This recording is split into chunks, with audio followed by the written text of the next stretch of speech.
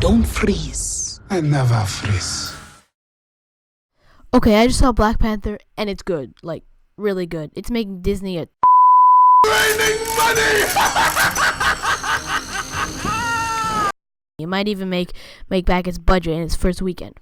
This movie could have just said, "Ooh, we're being diverse. You should come see us." But it's actually good. So if you haven't seen it, go watch it right now. I mean, watch the video, then go watch it. The strongest aspect of Black Panther is his villain. Eric Killmonger is the kind of villain you can relate to. He's one of the best Marvel villains. I would compare him to the Vulture in Spider-Man Homecoming. You get where he's coming from, and you have some sympathy for him, but he's still the villain, and you end up rooting for Black Panther, even though Killmonger is very relatable. He's not only a great character, but Michael B. Jordan gives an exceptional performance. I'ma burn it all! Flame on! In fact, all performances in this movie should be applauded. If you can think of a well-known black actor, they're probably in this movie. Killmonger completely stole the show. Him and Shuri are the two big things I was thinking about when I left the movie. T'Challa's sister Shuri was hilarious, and this movie did a great job balancing the jokes with the story. Some other good things about the movie were the soundtrack by Kendrick Lamar, the narration at the beginning was well done and didn't seem like forced exposition, the action sequences were well edited and choreographed, and finally, I promise I'll only go back to Killmonger one more time, but his backstory is so well done. The kid who plays a young Killmonger has a real future. Now to the negatives. These are mostly minor things and are nothing compared to the positives, which are kind of under-exaggerated in this video, because if they weren't, I would talk about Killmonger for hours. He's just that good.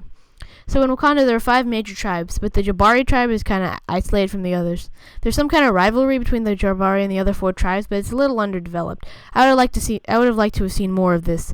I think it would have been an interesting point in the story. Some of the CGI in the last scene doesn't seem up to standard. There was one shot that looks like it came out of Overwatch, but in all of this is not very much of the movie. The biggest problem with this movie is that vibranium is kind of used for plot convenience. So for those of you who don't know, the big thing about Wakanda, what makes them so advanced, is that a meteor crashed into their area, and it was like chock full of vibranium, which is super good. But in this movie, they kind of use it for everything. Oh, you're injured? Let me just stick some vibranium in it. Oh, my suit's super strong, just vibranium moving into it. It's kind of used for plot convenience, so that took away from this a little bit.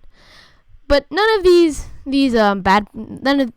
negative parts are very major. They don't actually affect your enjoyment of the movie, except for that last one a little bit.